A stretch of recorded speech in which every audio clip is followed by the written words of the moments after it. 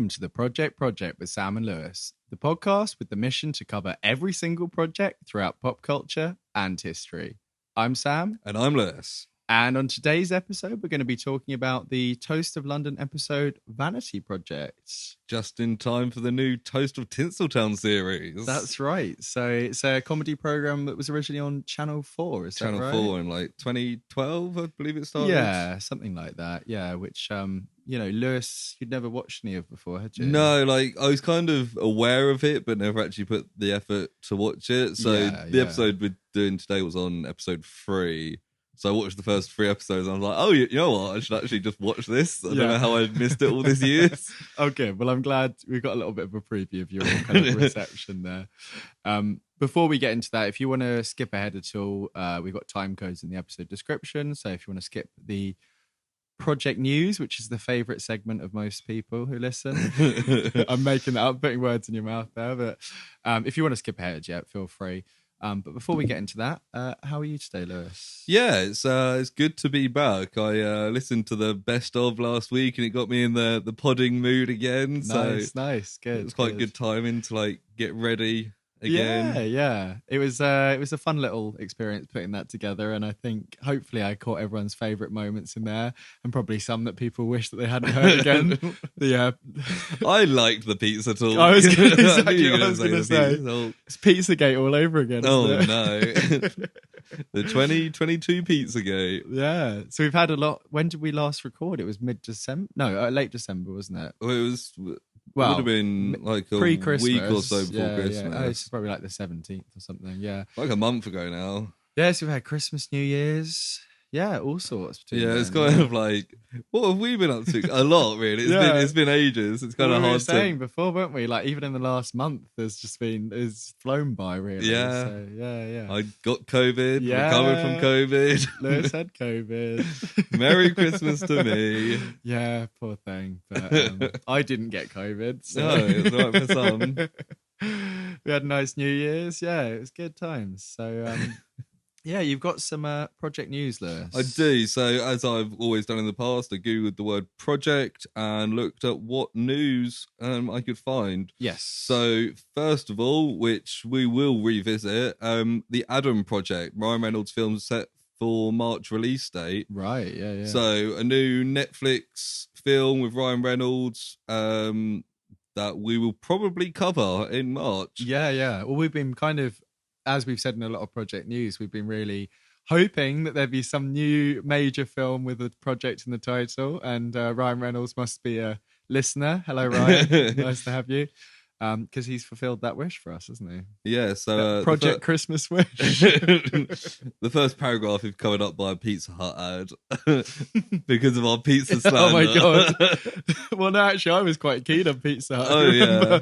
Well, they probably knew. That's why it's come up. My exclusive deal was Pizza Hut. Anyway, the Adam Project stars Reynolds as Adam, a man who needs to travel back in time to face his late father. Wow, okay, yeah.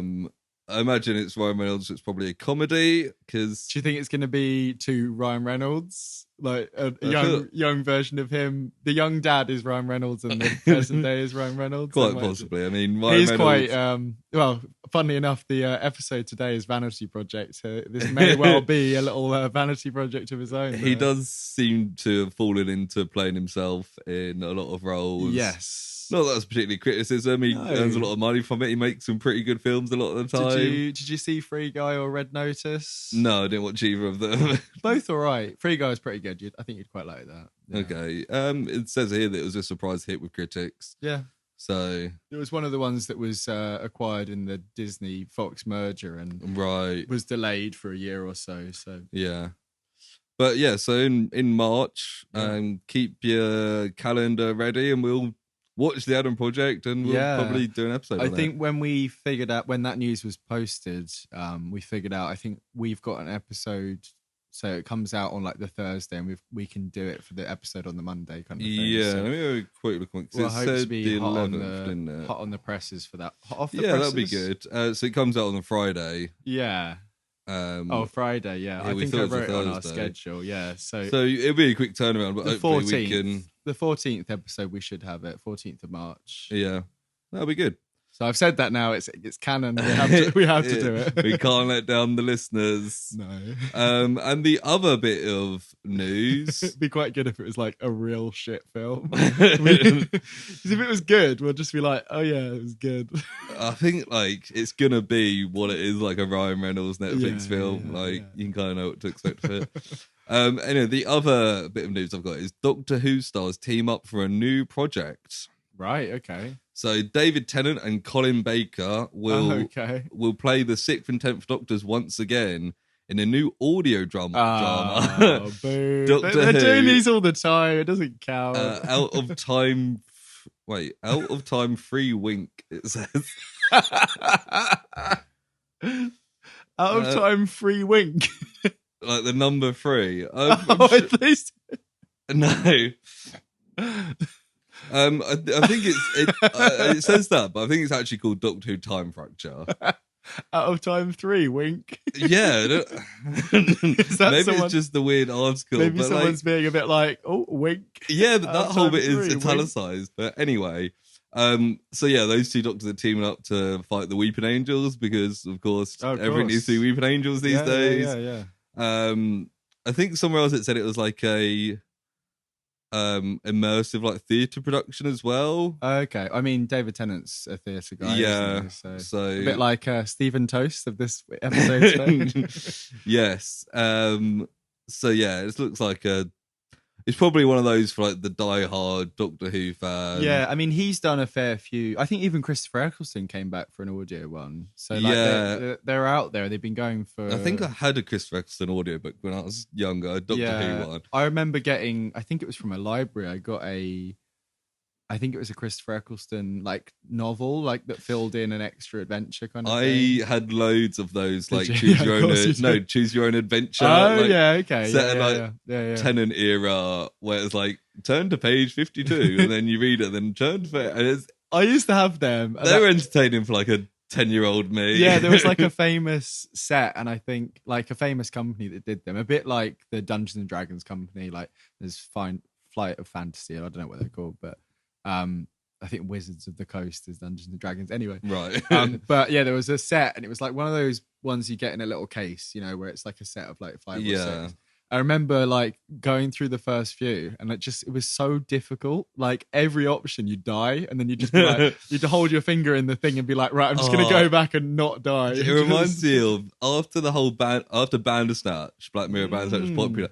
There was a Bear Grylls choose your own thing on Netflix. Yeah, I saw that. That was absolutely terrible. It'd be like, oh, a monkey has grabbed your bag and run and climbed through the forest. It's like, do you climb a tree and look out, or run through and look for it? And it's like, okay, you run through it. It's like you run through, and then something startles you. You slip down a hill and die. And it's like, that's fucking ridiculous. Did it have him like falling off, and then it would cut to black, and he'd be like, oh yeah, like laying on the floor at the bottom of this hill. He's like, oh, I've sprained my ankle. Unless he didn't die. But like, it's now like, now I'm lost in the Amazon and nobody can find me and I can't walk. And it's like, how am I meant to know that he's going to get startled and fall down a hill? That's what those always were. It'd be like, do you want to go left or go right? Go left. The floor collapses and you fall into a pit of snakes and your ankle gets sprained. It's like, I think like Bandersnatch kind of hinted at like you actually making choices and you kind of knew the consequences. Yeah. They did a couple of. They turned it on its head a little bit. Yeah, I thought that was very good. Actually, Bandersnatch. There was just from the Bear's Grill. There's one where he's in like a mountain and like dying, and he's like, "Oh, I found this like wolf poo. What do I do?" And you like eat it, and then he's like, "I knew you were gonna say that." Just eat it, and then eats it. And it's like, for God's sake, everyone's obviously going to make you eat Did the they poo. do the piss thing ever? They must have done. There must have been. Maybe. I can't say I did the entire season. Because there was also, I think it was, weirdly enough, we were talking about Puss in Boots before, the Shrek spin-off. As we start recording. Yeah, just before. And I think there was a Shrek Puss in Boots Choose Your Own Adventure thing. That was one that maybe was pre-Bandersnatch and they used it to trial it or something like that. But it's not something they've really pursued much, is it? No, and our news isn't about choose your own adventure, so I don't know if they are gonna. I don't know. What were we talking about? It was the Doctor. We got onto the Doctor Who choose your own adventure. We somehow went back to Netflix with Ryan Reynolds. Yeah, Netflix is everywhere. You can't escape Netflix. The whole time we were talking about Ryan Reynolds, I was struggling not to say Ryan Gosling every single time. They're two very different people, Sam. Very different. They're both men. Called Ryan. Hollywood actors. But cool. yeah. Anything else on those? No, that's our news for this week. Cool. Short and sweet. Yeah. Maybe we'll keep updates on this Doctor Who project. I highly doubt it.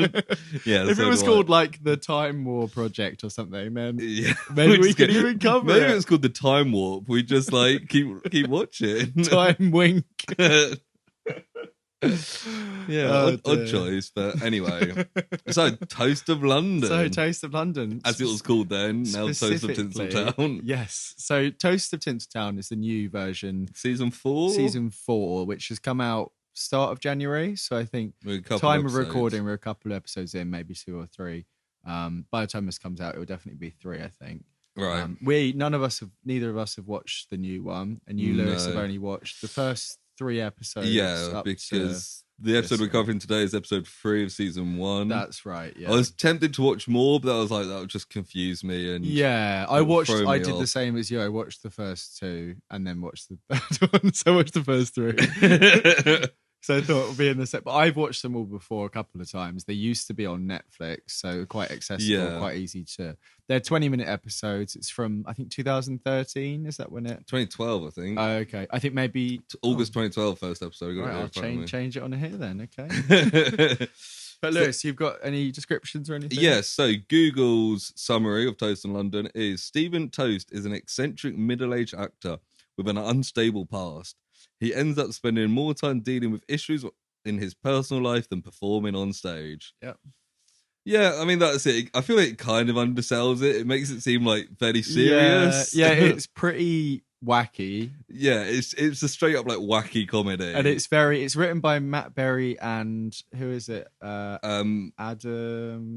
Matthews, who wrote on Father Ted a bit. Right, okay, yeah. Because it feels very much like that kind of dry British sitcom of the directed era. as well by Michael Cumming, who did Brass Eye. Right, yes, yeah. It's a bit more. It's very dry compared to something like IT Crowd or something like that. But it's that kind of like ilk of show, isn't it? Really, yeah.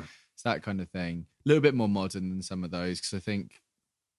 Yeah, IT Crowd would have been finished by then, or finishing up. Yeah, probably that kind of thing. Yeah, and there's some you'll see as you carry on watching it. There's some faces that you'll recognise. Yeah, so obviously the main selling point is Matt Berry. Yes, which you haven't mentioned yet.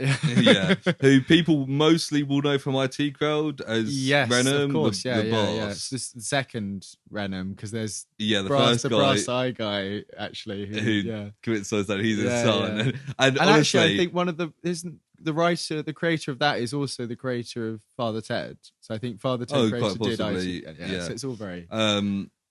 Matt Berry's introduction in IT Crowd is one of my favorite character introductions ever. Yeah. Matt Berry also like Mighty Boosh, What We Do in the Shadows. Yeah, most recently he's in Boba Fett. He is, yeah. He's the voice of the droid. Yeah. Which I think we'll probably talk about. Also, I found out that he did voice in the Sponge Out of Water SpongeBob film. Right. Okay. And its follow-up, Sponge on the Run. You know who he is in? I watched the most recent one. It's on Netflix. It's actually quite good. Archer. Is that what you're going to say? No. Because that's had a newest season out on Netflix. No. I was saying no. Matt Berry's got a voice on there. Oh, is he? Yeah. Yeah. Okay. No. He voices Poseidon because it's a different continuity to the original movie with a different Poseidon. Yeah. It's a different Poseidon. So did you say you watched Sponge on the Run? Yes. Is it any good? It's quite good. Yeah. I watched Sponge Out of Water actually, and is that when they become superheroes or something? No, it's. I think they dress up as superheroes, but they come out of water. It's got Keanu really? Reeves. Oh no, that's the one that I've seen. With Keanu Reeves as like the. No, that's the one with Matt Berry in it. Then I can't remember his character. Yeah, he's just Poseidon. Right. Okay. Fair enough. Yeah, no, Archer. We could talk about later. I've watched that as well. Oh, cool. Also starring Robert Bathurst is like his flatmate. Yes, who I really recognise, but I've no idea. Did he just do a lot of? Because in the show, he's talking about all this old shows. He was in like the old episode of like Blackadder and Red Dwarf. I recognise him from Downton Abbey. Right, okay. No, which I know you... famously. Yeah, but I saw that. I was like, oh my God, it's the guy from Downton Abbey. But yeah, I think he's one of those... He's like a stage actor who's just done loads of random stuff. He's kind of playing himself, it seems. Like, he's a bit eccentric. Yeah. He's kind of retired, living off royalties and stuff like that. Which, you got Dune McKeegan. Yeah, who's his agent, I think. Yes. Oh, no, or just one of his friends. I can't remember. Which one? The one who's always on the phone? I don't know. That's the agent, anyway. Yeah. She was also in Brass Eye, which probably why I think it's come probably back for her. this. Yeah. And then the other person I recognised, Harry Peacock, who plays like his rival. Yeah. With the moustache. Who I've completely forgotten his name, which is really annoying. Yeah, but he was in an episode of Doctor Who. You know the episode with the Vashta and Rada where like the shadows like kill you, where River Song's introduced. Yeah. He's in that. Also, weird link, he's married to Catherine Parkinson of IT Crowd. Oh, right, okay, so it's all very incestuous. Yeah. I mean, I feel like a lot of British TV always is. Yeah. Like I was thinking about personal point. I rewatched Space again last week, and like all the connections and people that turn up in that, it's just like, well, yeah, and people also have friendship groups. All the Cornetto trilogy stuff is very, especially Shaun of the Dead. There's a lot of returning people. Yeah, exactly. Like the other group that they walk past at one point is basically pretty much all but people from Space. Yeah. Plus, I forgot that John Sims in like a random episode of that. Ray Purchase is Ray Purchase. Yeah. Evil toast, basically. Evil toast. Well, is toast evil toast? Yes. Well, I mean, the way Ray Purchase is portrayed is more of a sinister character. Yeah. Also, the woman in one of the episodes when he's doing another play, when it's like, don't mention the murdered guy. Was this in the first 3 episodes? Yeah. With the fencing. Oh, yeah. That lady, she's in Peep Show. She's the one who Jeremy is trying to steal the girlfriend of. And she lives downstairs. She's like the grumpy. And she's I did recognise that. She's Mark's boss at the Mexican restaurant when he works there. Yeah. And that guy who's the crazy director is in stuff, but I don't know what he's. Yeah, it's one of those where they've just basically got all their contacts. Yeah. They're like, hey, let's just make a TV show. But it's got an IMDb of 8.2, which is pretty good. Potentially highest. Yeah, I think TV shows tend to have it higher because they have more dedicated watchers than just a film. And also, if each of the 6 episodes in a season is rated highly, it's more of a kind of it's more numbers, isn't it? In it, yeah.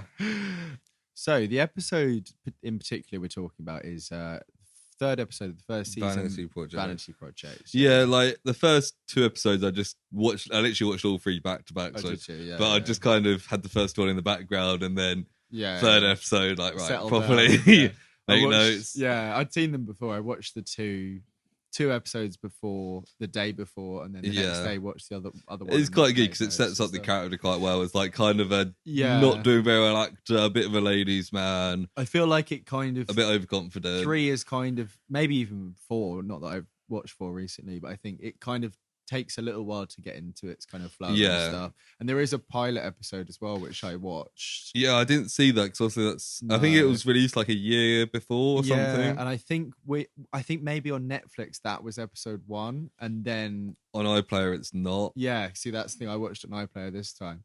And one of the scenes, the last scene of that is the first scene of episode 3 with the recording voiceover with the yes.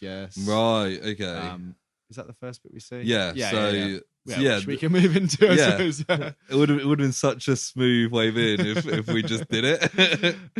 Let's edit that out. Well, before that, we get the intro theme tune, which is sung by Matt Berry. Yeah, I didn't realize Matt Berry's released like 6 albums or something. And that's obviously he's got like an iconic voice, hence why he gets a lot of voice work. Yeah. And he really, in this, is really. There's a lot. They always have like songs and stuff in there, which probably he asked for. That's right, and they're normally kind of mini songs and stuff, or they're some sort of on the theme kind of thing. Yeah, But yeah, it's I think it's called "Take My Hand" from one of his albums. Right.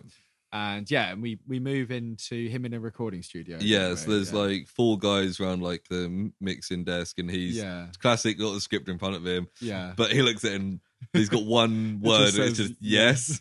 And all the guys in the booth, they're all kind of like hipstery, aren't they? Yeah, got, and he says yes, and then they're like, be a bit more positive. Well, they do like the whole like shh for ages. And yeah, and then one of them goes, "Hello, can you hear me?" And yeah, like, can you? Yeah, and they're giving like really like vague. It's like he says, "Be more positive," so he tries it again, and then they're like, maybe try it without the script. And he's like, it's just one word. Yeah, you can do it without.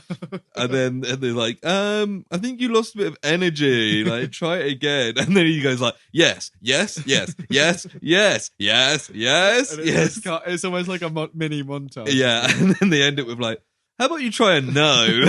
And I think we then get the intro theme probably then. Yeah, and I was like, I like that's a good, because it's one of those kind of like. Yeah, like cold opens, it's just kind of completely separate. Yeah, almost. And I think we see throughout he does that recording voiceover stuff as a. Oh, you know what? Actually, he does Money Supermarket for. Of course he does. So he uses his voice for voiceovers in real life. Money Supermarket.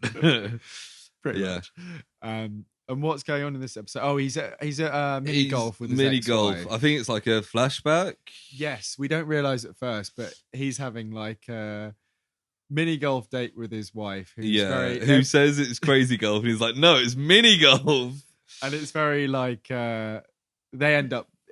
ends up beating him. It's almost like just like a one-off sketch, because there's like a family behind them being like, excuse me, keep me quick, and like piss off, and then like. She wants to go first, and he's like, "No, it's my turn." And then she ends up like hitting him to the ground and like whacking him with the club. Yes, which then leads in, because he's then back at home with his housemate. Yeah, and he's like, he's crying, and he's like, "I miss her so much." Yeah, and it turns out it's because she wants £60,000 for a divorce. Right. Yeah, and he's like, "Oh, I've got a job opportunity. Is it a film for a very rich Arab gentleman?" Yes. With a huge budget. It's a Vanity Project, if you will. Yes, exactly. Yeah. And he's like, that will sort me out. He's lined up, which we go visit a couple of times later on. But that's kind of a lot of what's going on. Actually, the next scene is literally the first filming of that. And it shows the title, which is Prince Phillip's Scoundrel Dog. Which I saw that and I was like, obviously this happened before Prince Phillip died. By quite a bit, really. Yeah, almost several years before, yeah. But also, like, I'm quite surprised that like BBC have now got this. Yeah. I mean, especially how the film ends as well. Yeah, it's very un-BBC. Yes, it's very Channel 4. Yes, and it's a film. So the scene Toast is playing a police inspector or a detective, and he's interviewing this Asian man about who was the person who gave you racial insults, basically. Yeah, and he's flipping over these photos. And the last one is Prince Phillip. Yeah, which did make it's just like 3 like generic guys, and then it's Prince Phillip, but looking quite young as well. It's like an older photo. Yeah, it's not him. The last few photos we saw where he looked like very Voldemort. Old. Yeah, and Prince Phillip has always been accused of racism. Yes, there's lots of examples of him making racist comments. Yeah, and basically this guy, Mr. Fasali, is like a Arab billionaire, we don't really know much. Hates Prince Phillip. And he's directed this film, and starring in as well. And starring later on, yeah. Basically, Toast is going like, who was the guy? And he's like, it's him. And he's like, I knew it. Like, he's a history of being a racist prick. Yeah. And the director's like quite confident it's going to win like an Oscar or a BAFTA. I like how, because he's not used to directing, he goes, stop acting instead of cut. Yeah. And later on he goes, start acting. And it's quite apparent that he really, really hates Prince Phillip. Oh, he even gets a knife and starts stabbing the photo, doesn't he? He's like, I really don't like Prince Phillip, then just stabbing the picture to death. And then we back with his agent. His agent. He's like, this film is terrible, but it's gonna make me money. Yeah, I think it's either then or earlier with his housemate. when he realizes that it's probably not going to be seen by anyone, which Toast is a bit upset about. But then they're whoever he's talking to is like, well, it's probably for the best. It's for the best. I was thinking this episode, I mean, maybe later on there'd be some repercussions of him starring in a film that's like really hating on Prince Phillip, but I guess it's just kind of like a joke. Yeah, well, the other thing that we haven't mentioned, which I think comes up in previous episodes, is he's currently starring in this controversial play. Yes, that's getting terrible. He comes up a few times in this. It's terrible reviews. I think it's in the first or second episode. It's mentioned Jane Pluff, which is spelled plow, but it's Pluff. It's like just a stupid joke. It's not even really a joke. Like, almost all the names for the one-off characters in this are like puns. Yes, yeah. We get a character later on that is a pun. Martin Anus. Oh, yes. Yeah, because it's like something in anus is the name of the advert. Yeah. But yeah, she's got him this job and it's getting terrible reviews and everyone finds it really offensive. Yeah. And we don't really know anything about it other than he always runs onto stage wearing a crown at the end. Like, wearing a crown and like every he's a king or something. Yeah, he's a king. He runs on stage and everyone boos him. But in this conversation, he's like, he should be doing proper films like The King's Speech. Yes. And he's like, I should be. He's like, I'm not saying that I should win an Oscar, but I should be like a contender. And there's just like an awkward silence, isn't there? And she's like, you're not going to win an Oscar. There's a funny bit. There's a bit that we watched actually, the trailer that we watched before. Yeah. Lewis, had a clip from that where it said about him saying Minnie Driver had a big face or something. Yeah. There's also the bit about he started a rumor about Michael Fassbender. Yeah, and then it's like bleeped out. Yeah. And he's like, I've got the video to prove it. Because in the previous episode there was a Michael Fassbender joke as well. And a Benedict Cumberbatch one about him holding Benedict Cumberbatch's ball. Yeah. The director. But yeah, he's basically Toast is being offered this laxative ad. Yeah. And he goes into like this long story about how Derek a friend of Sibling, did an advert. He was doing really well, like best of his year at Rada. Henry V. Best I've ever seen. It was like very best Henry I've ever seen. And then he did a laxative ad, and it ruined him. Good night, sweetheart. He says. And yeah, Martin Anus is the guy who runs this company for laxatives. That's right, and he wants to meet Toast doing temping bowling. Yeah, because Jane says bowling, and they have this whole conversation. It's very Toast. He doesn't know what temping bowling is. It's a back and forward kind of with awkwardness where he's going, I don't think that's right. And she's saying, with all the Skittles. And he's like, no. Yeah.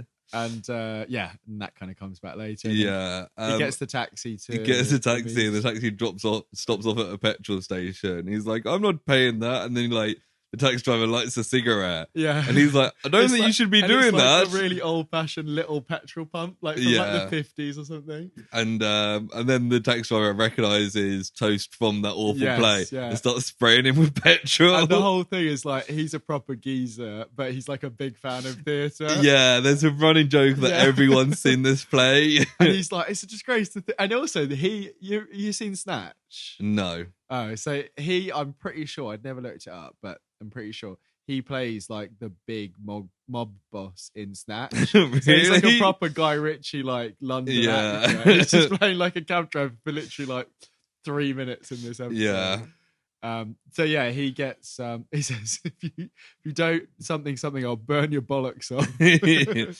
Yeah. And he's at his ex's house, isn't he? Yeah, so he's putting like a teddy or something in a box and writing Stephen Toast on the side. And he takes it over to the other side of the room and there's just the whole wall is just boxes. Boxes of Stephen Toast in it. And she's like, why are you writing your name on them? He's like, so they don't get lost. And he's wearing like an old time sailor's outfit. Yeah, because his clothes covered in petrol. Yeah. And did you see what it said on the thing there? No. It has USS Enterprise on the thing. on the very good name tag. I don't know. Yeah, and it comes up that he doesn't like his ex-wife's new boyfriend, Ricky the Builder. That's right, yeah. And she's like, oh, he's very fit. And he's like, do you mean physically fit? Or? Yeah. And then he comes in and he's like a much younger guy. And and they're just like kissing loads and Toast is kind of awkward. And then they look over, see him being awkward and carry on kissing. Yeah. And it goes on for quite a while. And then he turns up at the bowling alley in his outfit, and he's got like a bowling bag for like a proper bowling ball, and then he opens it and he's just got the little white ball from bowls, from like lawn bowls, and then he throws it down, and he rolls it down, it just like hits one of the skittles and goes off to the side, and then he's like, oh okay, and then he tries the proper bowling. There's a few, it's like a montage of him trying different techniques. Like he gets given this actual 10-pin bowling ball. First he tries throwing it like a cricket bowl. Yeah, he does it. And then he rolls really slowly. And he keeps showing it like bouncing in CG. He does like overarm. He like swings around in a circle and throws it. He like kicks it. And then he throws it behind him and hits Martin Anus. Yeah. It's quite an amusing montage of just like a guy that's clearly out of touch. And the assistant and the Martin Anus are both just like tutting and kind of making notes the whole time. The assistant Cheryl Welk, who I wrote down. Okay. I don't know why. I thought, in case it was a joke that you didn't understand. Yeah, pretty much. But looking back, I'm like, I think that's just a name. I think it's because it was Martin Anus. So I was like, oh, maybe there's another joke here. Then he goes back to Jane. And he tells the Derek Sibling story again, because I think they're negotiating the laxative ad still. Before that, I think there's another Prince Phillip film scene. I skipped over that. Yeah, this is when they start acting. Yeah. And he's actually interrogating Prince Phillip. And there's a funny bit where it's like, is he Prince Phillip or the Duke of Edinburgh? What's his real name? He can only have one name. Yeah, very good. Yeah, and we see this guy who is a body double, obviously. Like, Prince Phillip, like from behind. And then he's just like, the Queen come in, just the girl, just the Queen. And then, like, are you done with my husband? The policeman just like grabs her and like leads her out. He's like, get her out of here. And it turns out that Prince Phillip has murdered someone as well as being racist at this point. That's what he's being accused of here. They say kind of like, he's not just a murderer, he's also a racist. Yeah. And then he goes back to Jane and he's kind of complaining about the film, I think. Yeah. And she's kind of encouraging him to take the laxative ads. But he's saying, I don't need to. I've got my film. We've got the last day tomorrow. And at some point he tells the Derek Sibling story again. And it says like, oh, this role was turned down by Portillo. I'm if it's too good, it's too bad for him, it's too bad for me. And tells the Derek Sibling story again. Like, which it's verbatim. He's got it like memorized. That he's doing word for word. It is a rule of 3 thing, to be fair. They bring it back round. Well, they do. 3.5. But we'll get to that. Yeah, I'm not sure what the half is. It's the last day of filming, and Prince Phillip's been hanged. He's got a bag over his head, having a noose around his neck. He is, yeah. So we don't see his face because he's already got the bag on. Yeah, and then it's all. Oh yeah, we didn't mention it's all filmed in like a weird abandoned church. Yeah, it's like a really small set. Yeah, and we only see that one room that's being used for like everything. It's like a derelict church, but like really well lit. Yeah, like the kind of thing you'd see in a Doctor Who, like Weeping Angels episode. Yeah, pretty much. And the director's in this scene being like, justice is being served, and he's got like his whole like official outfit on. His he's like the royal family with no place in the modern day, like spits on the floor. Yeah, he's got some kind of criticisms that are kind of valid to me. Yeah. And then Toast is just like, cheap bastards. And it also seems like this director's just going on and on like off script. Because he says they're paying the full price for murder, and Toast's about to carry on talking, and then he goes, and standing in the way of my British citizenship. We're like, right, okay, that's kind of what it's all about. Yeah. And then so there's like a priest, there's like an executioner. It's all very like old fashioned. Yeah. And then Prince Phillip is hanged. Yeah, off screen, but then we do see their hanging corpse. I think they've just about done like what they can, kind of thing. Yeah. And then everyone's clapping. Yeah, everyone's like really happy, and it's like, and then there's the song of the episode where he's saying about the scene being beneath him.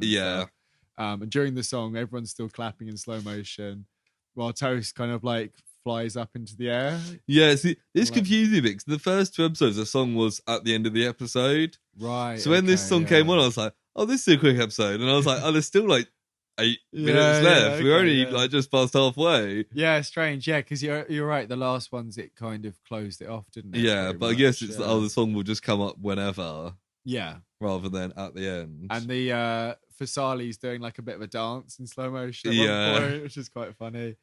They're having like an end of film and celebration party on like a boat on the Thames, like a rap party, and it's by like Tower Bridge or something. Yeah, I think you can see the London Eye in the background or something. Yeah, but the director is saying, "Oh, I love champagne." He's pouring loads of champagne, and he says, "Oh, it's a pity you missed the Benedict Cumberbatch scenes. He was sublime." And Toast goes, "Who?"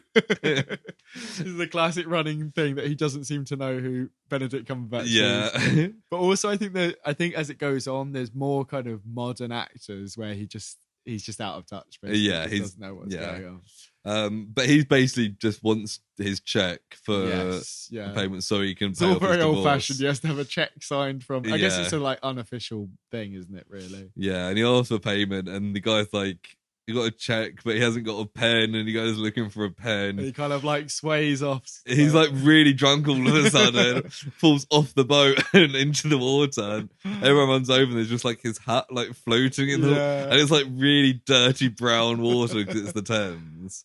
And then we get a bit with his housemate, and they're kind of like, "Well, he was so fat, he just drowned." Yeah, he like sung like a stone. And we're like, "Wow, okay, yeah." So, and it means that he's not getting paid, which like this is not how things work. No, but I guess he's like a dodgy millionaire. Yeah, and I guess if the crew was only like a small, amount of people, and it wasn't any, I don't know. Yeah, I mean, you think Jane would get him? I mean, she's a bad agent. Yeah. You know what she reminded me of? At least visually, she reminds me a lot of Princess Carolyn from BoJack Horseman. It's kind of a similar character. Yeah, I was kind of thinking of Joey's agent in Friends, of the not very good and just kind of being like, "You're a bad actor. Here, I'm working with what I've got." Yeah, she's much more like that. But yeah, I think like the look is a little. It's just, I guess, as an agent look from like probably the 80s. Although isn't it? Princess Carolyn is a cat. Yes. The look's probably not spot on. Sam just likes that pussy. And then he's out walking, and some builders start kind of strong arming him. Like proper like lads who just like force it. And they want the money for his divorce. Yes. And he's like, "Oh, Ricky, the builder." And they're like, "Who?" And they're like, "I saw you jump out of his van. It's got his name written on the side." And it turns out it's just a van like right next to them. Yeah. And they're like, "What? No, we don't know Ricky." Yeah.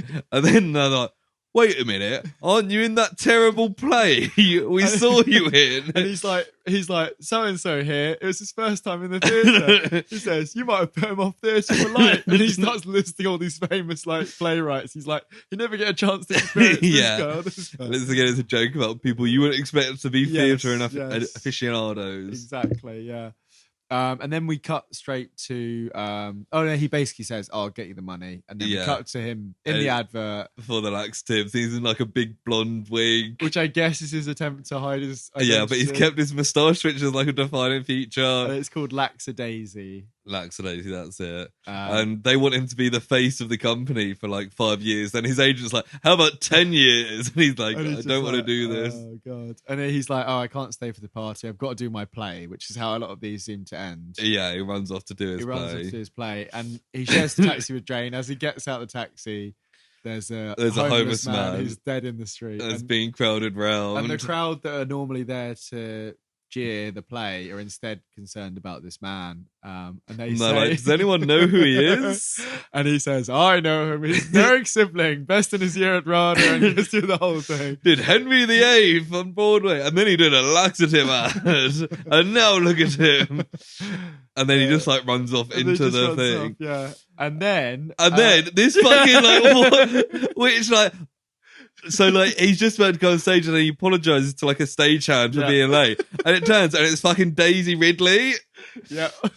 And I was like, this is 2012. I don't know if this is like a cameo or just Daisy Ridley's not that famous yet. This is because he tried to get her back for later ones, and she might be in Toast of London. I don't know.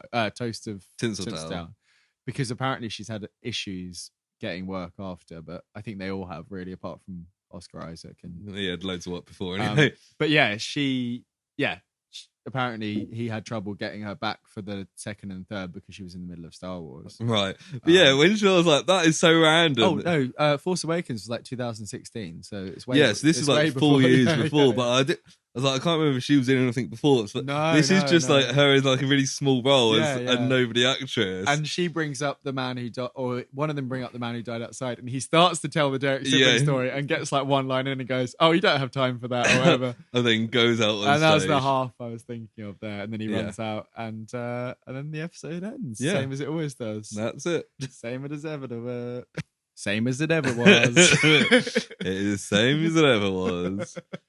Yeah, you gotta throw me off. It's a clean edit point there, isn't it? Yeah, that's the end of episode 3 of Toast of London. That's right. So yeah, it's only like 22-minute episodes. Really breezy. Yeah, like obviously, it's one of those. It's just like scene after scene after scene. Yeah. So there was a lot. I was. But each scene's pretty short. Yeah, I was writing a lot of notes, just to kind of get as much information as possible. But I've not got much here. Yeah, so I was actually like, so I was starting, so I, breaking news, I changed my noting schedule. Usually I do it in a notepad. Didn't buy a notepad, so I've made my notes on my phone. Wow. Which is... How do you find that? Easier? I guess slightly quicker to write? Yeah, like it was easier in terms of it's easier to write them like leaning on my pen, leaning on something. You know what I mean? But I did find that like it's easier to make typos as well, and then you get distracted and you're like, oh shit. Yeah, I used to pause sometimes for stuff. I don't know if I did that, but trivia, did you find anything particularly? I didn't want to look up trivia because I'd only seen 3 episodes and it's like a over 3 season show. I was like, the trivia would probably be stuff for the whole thing rather than from what we've just seen. Yeah, I mean the only trivia that I didn't mention in it was the second photo in the police interview that's flipped over is the co-writer Arthur Matthews. Oh, so one of those normal looking guys that you mentioned was Arthur Matthews. The other bits for the theme song and Daisy Ridley, who I think Daisy Ridley, yeah, that really like blew my mind that she was in it. Yeah, I'm just looking on the trivia on IMDb and it mentions Daisy Ridley. It mentions that the opening scene was thing, and the picture, literally the 3 minutes of trivia that you mentioned. So I'd looked. So yeah, cool. Yeah, it really fucking blew my mind that Daisy Ridley. So I had to like double check. So I was like, wait, is that Daisy Ridley? And like she's not lit up very well because and she's on screen for 30 seconds. Yeah, and then I was like, I keenly watched the credits. And it came up the stage and Daisy Ridley. I was like, it is Daisy Ridley. Yeah, because she had been in something like Cold Murder or whatever, you know, one of those. What's like a British murder show? I've got IMDb. Midsummer Murders. No, like Slab of Murder or something. Cold Justice. Right, here we go. Let me find out. Oh, it was also. She was in Casualty. Silent Witness. That's what I'm thinking. Yeah, that makes sense. She was in a 2-part episode in 2014. So after this. Yeah. Yeah, she's probably just doing small roles. Yeah, so she was in a Wiley music video in 2013. Oh my god, so that was after this as well. Oh, she was in a short ASOS Africa in 2012. She really did some random shit before Star Wars, didn't she? Yeah, like Star Wars is like. And the thing is, that's so what? Like I think she's good in Star Wars. Like she's a decent actress. She's credited in Disney Infinity 3.0, which was the video game where you bought the little toys and put them on a pad and they appeared on the screen. She was credited in that in 2004. What did I just say? 15. Oh, it's just lower down than Force Awakens, right? Okay, right. Yeah, I think she's good in Star Wars. I'm kind of surprised she hasn't picked up more roles. Well, she was in Murder on the Orient Express, but that was in between. Oh yeah, I like that. I've not seen that. It seems like Disney are kind of bombing the sequel because they bought it from Fox. Chaos Walking she was in, which is that's the one with Tom Holland that was really, really. So that's another reason she was going to be in a new young adult thing, like Twilight, right? That, and that was filmed in 2016 or 17 and only came out this last year. Is that Chaos Walking? Chaos Walking, yeah. Right. So she's being kind of fucked over by stuff like that a little bit. Yeah, and obviously, like Star Wars does take up a lot of your time. I mean, it's only the last Rise of Skywalker, the last one came out like 3 years ago now. Okay, I feel like I need to retell a joke that I heard on the podcast. Oh no!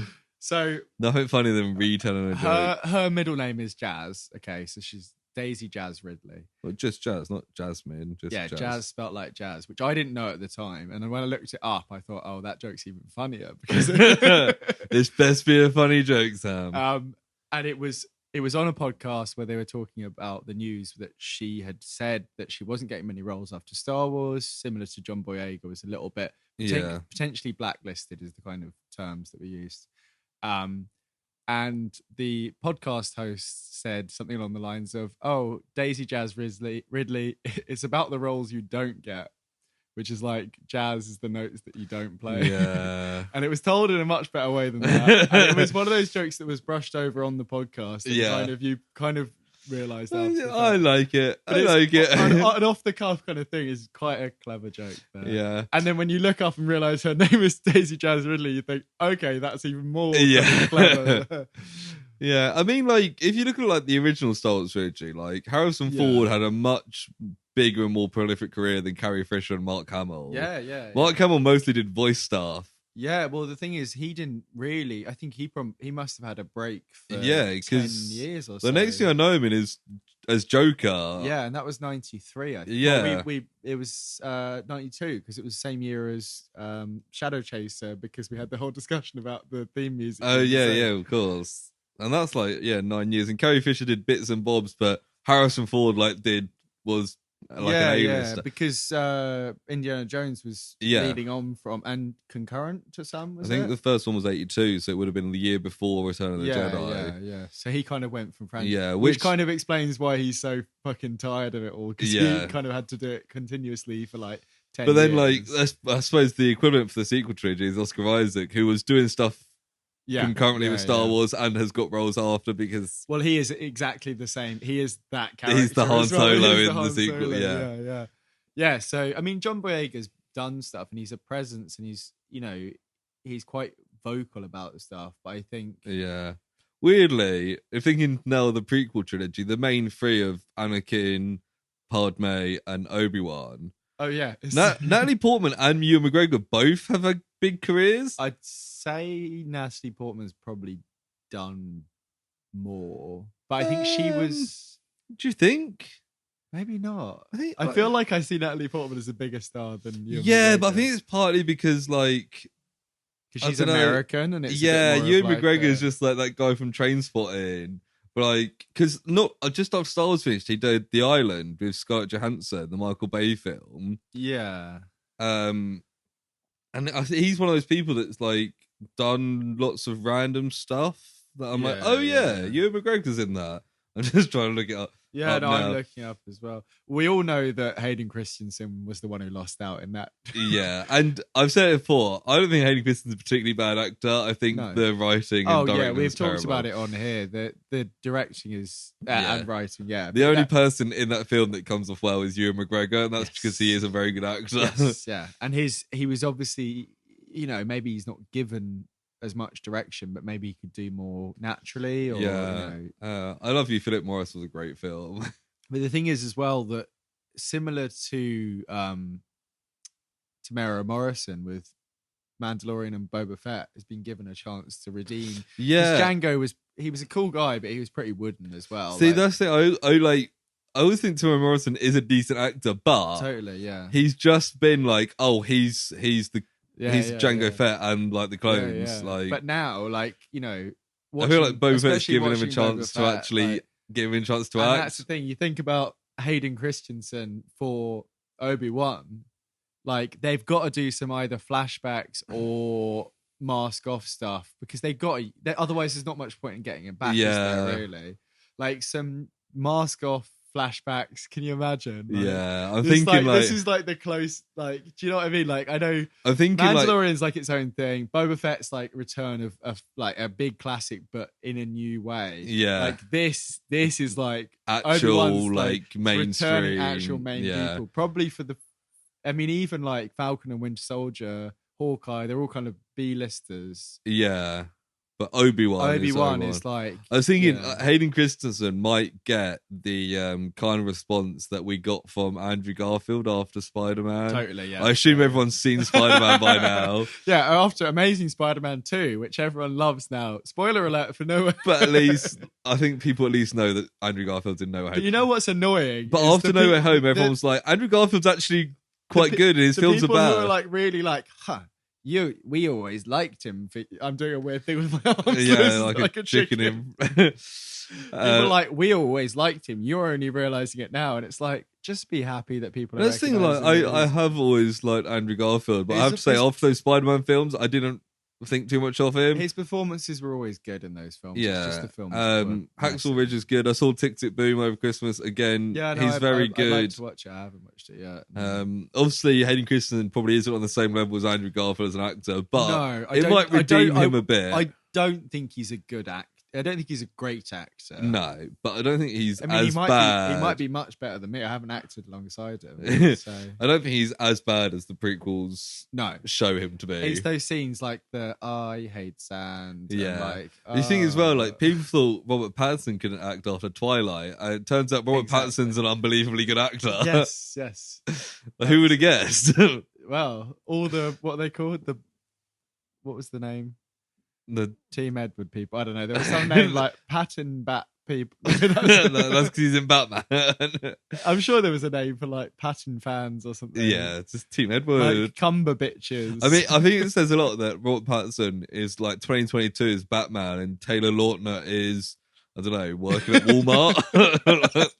No, he was in a BBC comedy with tall man Greg Davis. There we go. Like, they've got a slightly different career paths. Yeah. So yeah, Team Edward all the way. You know what? It's a little bit early for a personal project. It's just by a little bit, but I've been watching some Twilight with. Okay, John, let's close off Toast and talk about. Well, we need to give our kind of actual feedback. We spent 20 minutes talking about Daisy Ridley. Well, it's the main thing to come up. So should we give ratings? Yeah, I mean, talk about it. Talk about. Yeah, no, okay, Lewis, what are your thoughts? I thoroughly enjoyed it. As I said, it's kind of that really kind of dumb, in your face British humor. Yeah. That's like clever but stupid. Clever but like it's there's clearly lots of wordplay and stuff. Yeah, lots of word and clearly not set in like it's set in the real world, but like none of these characters are real people. It's very like exaggerated characters, kind of things. Like Matt Berry played in the IT Crowd. Yes, it's like if that character went on to his own thing, effectively, but like a little bit. If that character was an actor, and, wasn't. But yeah, I'm planning on just carry on watching Toast on. Good. I would. It was good. I'm hoping that the new one will be as good. It's another 6 episodes. I might even watch some of that tonight. I'll see. Yeah. But there's a very good episode with so there are some cameos in the later. Yeah, I assumed there would be. Do you mind if I tell you who one of the people is? No, go ahead. It's an episode with John Hamm in it. Oh, nice. I was expecting like no, like I don't know, David Tennant or like or Simon Pegg, like a British actor. No, I but think it's like John Hamm. Season 2 or 3. It was probably around the same time he did that Black Mirror Christmas special. Yeah, I guess he may have been living over here for a little while. Yeah, I guess so. And it's very funny and. Yeah, there's lots. Is he playing John Hamm? Yeah, he's playing John Hamm. Okay, and nice. It's like everyone just loves him basically, and he's just like very charming. He's just playing like a charming. It kind of remember my mind to Extras. Yes, where they'd have like the odd famous people playing themselves in that. The Liam Neeson one is always very. I was thinking of the. That's not Extras, is it? I was going to say. Anyway, yeah. There was a spin-off thing. The Orlando Bloom bit where like everyone fancies Orlando Bloom except the main woman, and then he becomes like obsessed with her. Yeah. And Extras was great. Like the Patrick Stewart one's great as well. I'd never seen it until last year, apart from the odd clip. I think I'd only watched it for the first time a couple of years ago. The Patrick Stewart is great. The Daniel Radcliffe is great because he's like 16-year-old Daniel Radcliffe, and he's like a perv. Yeah, and he's got his got Johnny his condom, and he like flicks it onto that woman's head.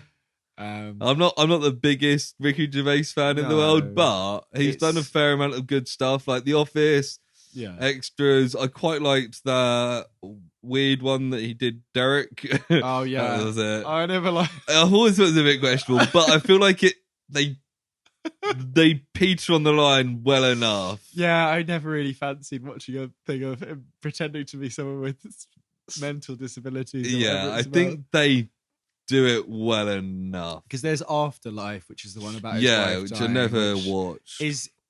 It's well received, and people are like, "Oh, when are they making that?" But then there's a lot of shit on Netflix. Yeah, and they always make it out as if everyone loves everything on Netflix. So I don't but really believe it. Anyway, I'm gonna give Toast of London episode 3 Vanity Project. Yes, or probably just Toast of London as a whole. I'll give it like a 7 out of 10. Okay, maybe cool. I was thinking about an 8, but yeah. I think a 7's fair. Maybe Impersonal Project. Once I've watched more, I can be like actually. That's so. I was thinking is, I think the show itself is up there with some of my favorite comedy shows I've watched recently, at least. But I don't think I can give this episode super high. So I think I'll probably go one above you. I'll probably go for an 8 because I think I think it's probably one of the better episodes of the early kind of thing. There are some good ones later on. I did like the ongoing, the running jokes are good. Like the guy who did the laxative ad. Yeah. There's a lot of good stuff like that. And like the Prince Phillip film was funny. Yeah. Like there's some. I can't remember a lot of episodes. The John Hamm one stands out. There's a funny one with like a submarine where he's doing the voiceovers for like up Periscope, down. Right.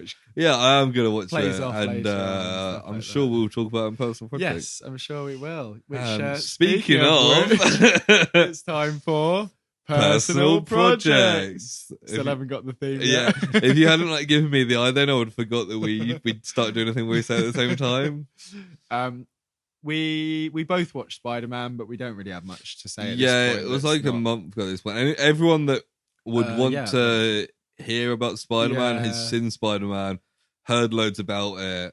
We had a discussion, I kind of think that at the time we were considering doing some sort of mini episode, which actually has evolved into something else. You might see which we'll talk about again at some point when we've got the ball rolling. A personal project of the podcast, project, if you will. The project's project. But yeah, we both really enjoyed it, I think. Of course. Saw it in the cinema, good stuff. But if you want to hear our reactions, you can just listen to pretty much any podcast talking about it. I'm sure they won't say anything. Yeah, what we do. Yeah, I think. Oh, Daredevil though, that was good, wasn't it? Yeah, Christina was talking the other day, and she was like, the one bit she remembers that film is me like pushing my arm into her. And I did it to you at the same time. See, that's the thing. You did it to me when you saw the stick, and then the camera turns and it's him. And just after you did it to me, I then did it to Christina, and she audibly said, "Fuck off!"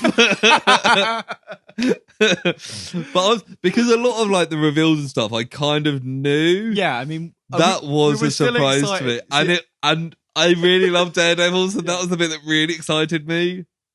So the episode of Hawkeye that came out that week, yes, a day before we watched it, was the one where Kingpin was teased at the end, like heavily. You see a picture of Kingpin on a phone. So I think I'd seen that. Oh no, I hadn't seen that, but I was aware that it was. I'd heard of it, and I think that might have taken the blow away a little bit for you in a bad way. But I hadn't seen it, so but since then, not to go into it too much because we talked about Daredevil a fair bit. But me and Amy have watched through the first season. We're Daredevil's about great. 4 or 5 episodes through the second season. I genuinely think it's better than any of the Disney Plus Marvel series. I think the only thing that it suffers from is the kind of length fatigue where they feel they have to do 13 episodes. Yeah. I much prefer the 6 of. Yeah, and you know what? that's Even fair. for this second season, without, I don't know if Amy can hear us in the other room, but without spoiling the kind of, it's kind of in 2 parts in a way. There's some early stuff with Punisher, and there's some later stuff. Yeah, it kind of splits up because Punisher gets arrested like halfway through the season. That doesn't could it? almost be 2 seasons if it was a Disney Plus show. Do you know But what I mean? quite like that in the fact that it does continue. It doesn't feel like a stretch of 13 episodes. It splits it into 2 blocks. Whereas of 6 the first season is more of an ongoing, and it works. But I just think this.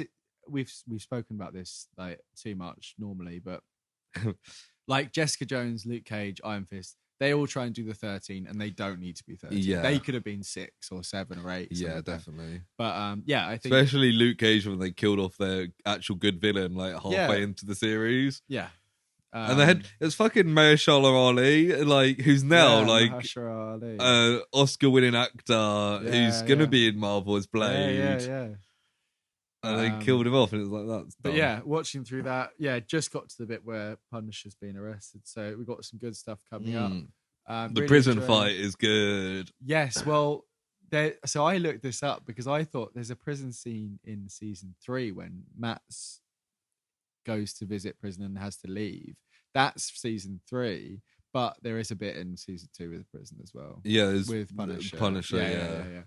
But anyway, what have you? That was just it, really. Right, I've got some more bits and bobs, but yeah, what else did you? So aside from watching, I'm starting a mini personal Spotify project. Right. Okay. So I spent the weekend sorting out like Spotify playlists. Okay. And I've made a playlist for every year from 1960 onwards. Right. Okay. And I'm just going to spend some time listening to so today I was listening to the 1960 playlist. Right. Listen to that for a bit, and then listen to the 1961 playlist, and just do like a history of music. Where did you find all the stuff then? So I firstly went through all my like artists and liked songs on Spotify and put them into years. So you've got like how up till now? Up till now? Yeah, pretty much. So it's like 60 odd playlists.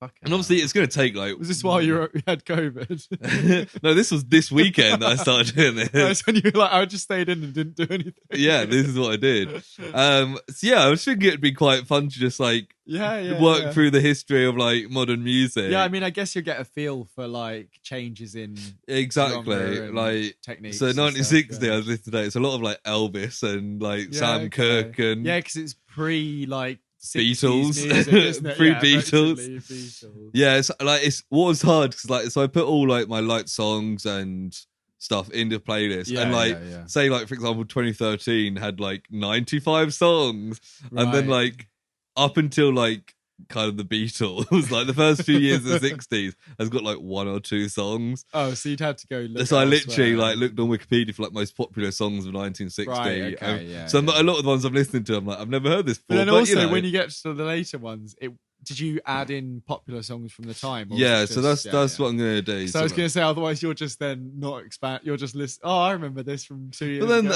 I think like the playlist. So if I listen to say like a 2007 playlist, it'll be mostly stuff that I like from that, but also music at the time. Yeah. But it'll be good. Even if it's stuff that I like, it'll still be progression through the years. Yeah.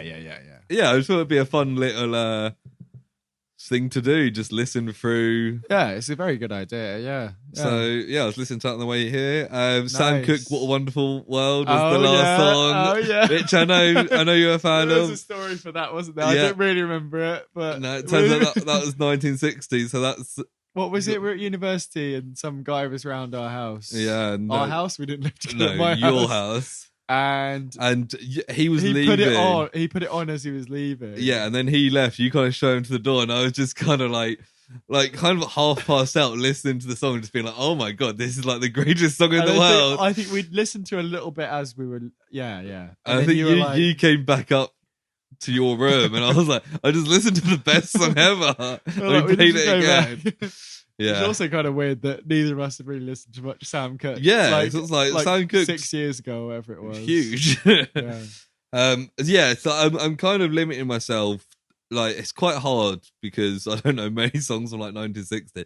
So I made a playlist for like 50 songs. Okay, yeah. When it gets more into like the late 60s and onwards, I'll probably push that up to like 100. Yeah. Because even like the late 60s, you've got Beatles, Beach Boys, Kinks, Who, The So you're Doors, just Led listening through Zeppelin. each song once then? I'll probably listen through the playlist a few times so I Yeah. start knowing the songs and then move on to the next one. It's a good idea. It's just a fun little music history. And it's sort of thing I don't have too much effort in. I just listen to music like when I'm traveling and stuff. Yeah. So you've made most of the I've made 1960 and 1961. Oh, right. Okay, so you haven't made all But I was like, you know what? That's what I meant. I thought you just filled up your Spotify. Oh, no. I'll make it as I go because obviously I'll listen to 1960 for the next week or two. Right. That makes more sense. I was like, how the fuck did you do that? A lot of copy and pasting. But yeah, but I was looking at my, like, I think it's like 2013, 2014 has like over 100 songs. And I'm like, okay, there's just, obviously I was listening to a lot of music around then. Just, I'm going to probably have to, when it gets to my adult life, have like a 200 song playlist just because I was aware of more stuff. Yeah, well, I guess that's the way it works. Aside from that, the other thing worth mentioning is Boba Fett, which the 4th episode is out now, but obviously you haven't watched it yet. So watch the first 3 episodes. I'm enjoying it. See, episode 2 was particularly good, I thought. Yeah, I quite like this one. 2 was good. It had a lot of Tusken Raider stuff. Yeah. Yeah. Episode 3 was good. They had the biker kind of gang, like the monks. Yeah, I've seen lots of people really hating on that, but I'm like, you know what? There's so much stuff in Star Wars. It doesn't have to all look exactly the same. Yeah, like it doesn't surprise me that there's some people who like are just really obsessed with fixing up their bikes and like some shithole. Like they're like teenagers. That's what teenagers do. What? They look just a bit cyberpunk and stuff, but like, do you know what I mean? Like, so what? They're teenagers, like. They're gonna look different to everyone else. Yeah, it's kind of the point. Yeah. That's what teenagers do. And in the whole galaxy, there's no one who has a brightly coloured bike. Yeah, like the prequels are full of coloured stuff. Yeah, like, I saw one person on Reddit being like, the East London accent like really took me out of it, and I'm like, I'm sorry, but Star Wars doesn't have to be filled with either like American or posh English accents. No, you can have other accents. It is kind of funny that Luke grew up on Tatooine and had like this American accent. Yeah, but then, like other people have like completely different accents. There's different cities. It's a whole planet. That's true, yeah. We've only really seen Mos Espa and Mos Eisley. One thing that like really kind of made me feel like a proper Star Wars fan is Black Cassandra.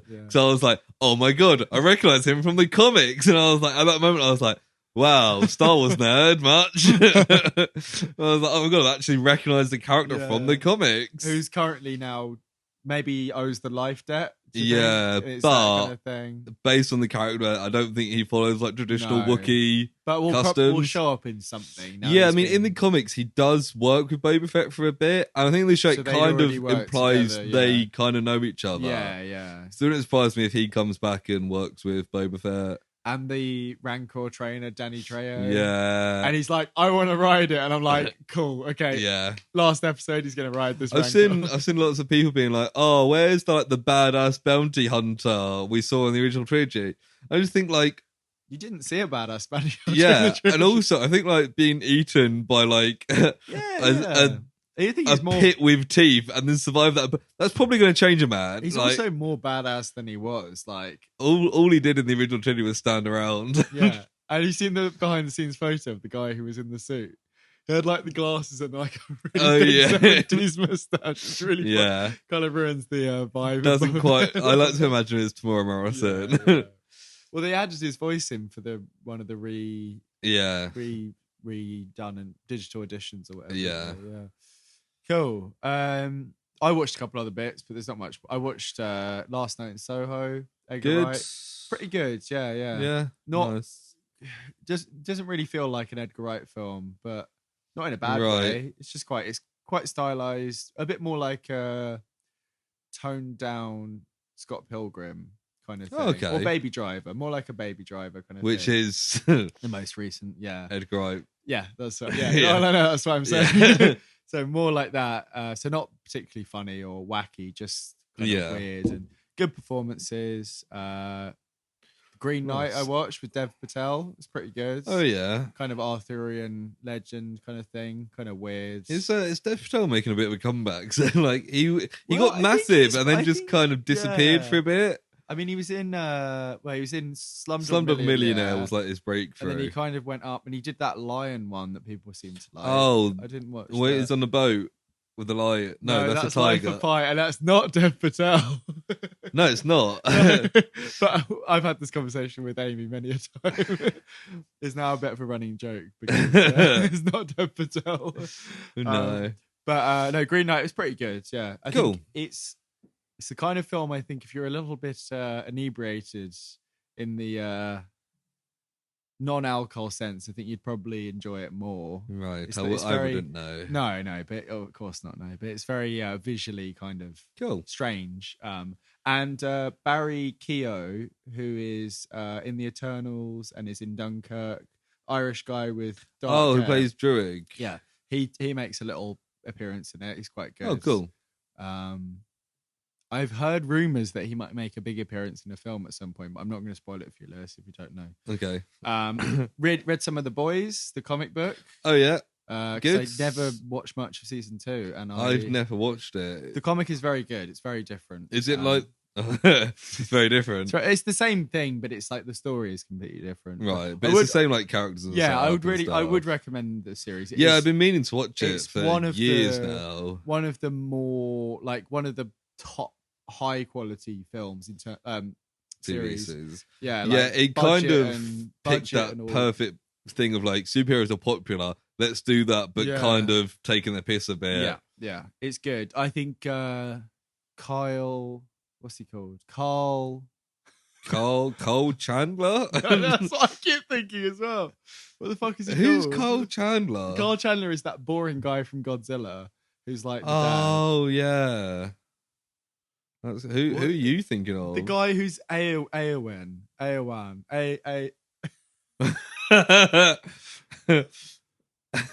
Carl Urban. Cole Urban. Yeah, I knew Cole Urban.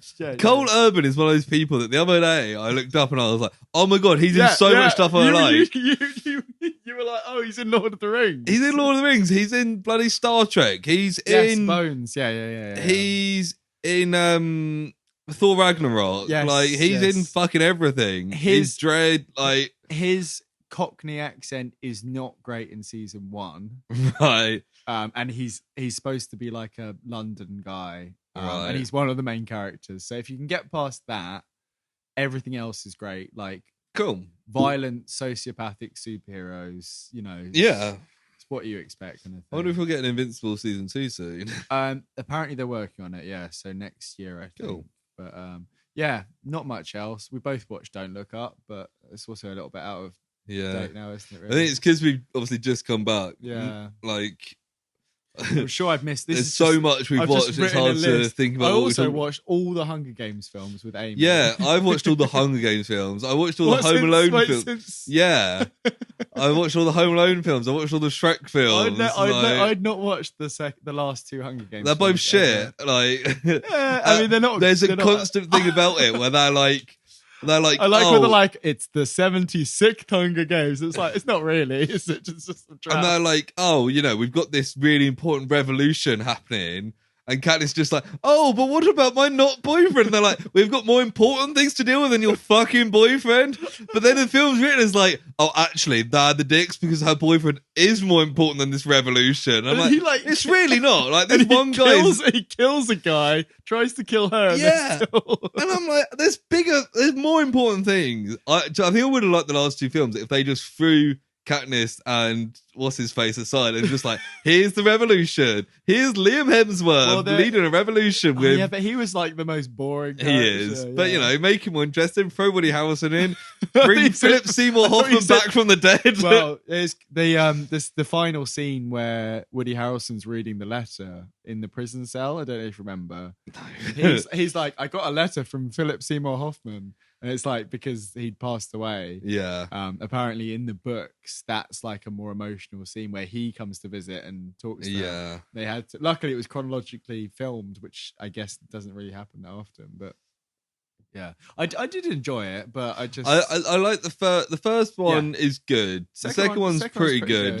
The third and fourth are just bad movies. Well, if you think of it as 3 books, it probably works better. Having to watch the third one stretched over 2 is just doesn't often work, does it? And like the first one's fun because it's just the Hunger Games. By the time it gets to the third one, it's like it's a whole different thing. It's this whole revolution and war and stuff. Yeah, I just thought it was funny when that guy is like, it's the 76th Hunger Games, because there's like some traps in the thing.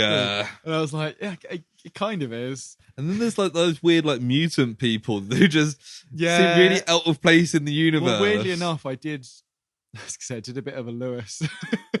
Charming. I went on. I was on the Wikipedia for the Hunger Games, and I was just reading through all of it. That's not what. That's the kind of thing you do.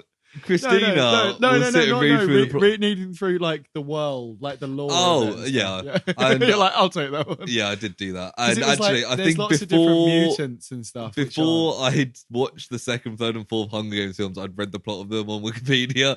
Oh, you did a Christina. Then, yeah, just because I was like, you know what, I'm not interested in the universe. I just want to see where it goes. That's probably why you didn't like it so much, because you knew it was going to happen. I'd forgot about it by the time I watched it. Fair enough. Well, anything else that you've watched, read, or done I think recently? that is that. I think that is that. So, just want to say thank you very much for listening to this episode. Our first one back in the new year. It's good to be back. It is good to be back. If you enjoyed the episode, please tell friends, family, co-workers, enemies. Maybe not the enemies, but tell your enemies as well. They might listen to good podcasts, but not as like a punishment to tell your enemies. No, maybe like a reconnecting. Actually, no. If you think it was terrible and you want to punish your enemies, tell them. Yeah, but it still listens. So you're talking to people that don't exist. People that think our pod is terrible. Okay, these people don't exist. Reviews, Lewis. There's some review news. So like, obviously, as always, 5 stars does a lot for the pod. But since the last episode, they've brought in reviews or rating system on Spotify. Yes. Which I know I listen to podcasts on. I think it's one of the more popular podcast streaming things. For us, I think it's in the top half, definitely, Yeah, and it's literally just a case of like, you go on to the project, there's the 3 little dots on my phone app, you click on it, and it's got a button to press rate, and then you just press 5 stars. It's about a quarter of you listen on there. So that quarter, if you have never reviewed us before, you've now got a great chance to do so. And if you don't listen to us on Spotify, then download Spotify. It's actually 48%, sorry. Oh, cool. Well, if you don't have Spotify, download Spotify, go on Spotify, find the project, give us 5 stars, and then you can delete Spotify. That's absolutely right. I haven't got my podcasting voice back yet, as you can. I actually did lose my voice, didn't I? Yeah, you did. We had to delay recording by a week. We're going to record a bit early, but your voice is gone. But yeah, reviewing, like, it's really good to hear what people think, and it also helps promote the show and get more listeners in. Absolutely. And we can kind of guide the show however our listeners feel fit. Yeah. Really, or we can just ignore you and just go the way we want. But if it's nice to know, we can and we can know if people are talking shit, we can ignore them. But I think the majority of our listeners have got good heads. We've only got a few down. What are they called? Dislikes on YouTube. So I imagine it'll be the same. They're just the haters, man. Yeah. It's only because I tagged boobs in the project text video, project text tag, and then they can't see any boobs. Yeah, there are also those people that have always forgotten when we clarify that, like, if we say something you like it, we're being serious. If you say something we don't like it, it's a joke. Yeah, and now again we've clarified it. It needs to be made clear, because some people forget that. It's like the terms and conditions of if you don't enjoy what we're saying, then we're saying it in jest, and it's satire. And if it's satire, that means that you can like it because you're liking. Because we're also joking the same stuff you agree. Yeah. But if you agree with what we're saying, it's because that's what we genuinely think. Of course, Lewis just fell off his chair. I just turned my head. But if you want to get in contact more directly with us, yes, which some people have before, and we've read out a couple before. Yeah, we've read out a couple. I mean, we've had some that we've just thought you're just shit, and we're not going to read you out. But not everyone that's messaged, we've thought that. Sometimes it just, the chance hasn't come up. That's exactly it. I don't think it's fair to say that everybody that's messaged and we haven't read out is shit. Because the people that messaged that have said nice things we haven't read out, like... I haven't checked it in like 2 weeks, so I'll do that in a sec. Just in case it's one for this episode. But in general, if you want to get in contact with us, you can send us an email at theprojectprojectpod@gmail.com. All of our social medias are the Project Project or the Project Project Pod. So either search for us or in the link tree in the episode description, you can find us. Let's have a quick look. We're on There's everything. no new emails because we haven't posted anything for a little while, which makes sense. So if you want to fill up our inbox a little bit, do it. You can send us an email at that location there. Oh, we got a comment. I'll read that later. But that's pretty much it. We'll be back next week with some new content for you. I'm not sure what we're going to cover next week. We might have a report. It depends if I can finish it in time. Otherwise, we'll have something project related as always. Yep. Another check off the old projects that we're covering. Yeah. As we've said before, we're going to revisit Project Nim and Project Shadow Chaser and Project A at some point. Not Nim. Yeah. We're doing Nim? Yeah, we did the first 2 episodes and we were like, we'll do 2 episodes every now and then. Zeta. What did I say? Nim. Oh, Nim. Oh, yeah, we can't revisit Project Nim. Project Zeta.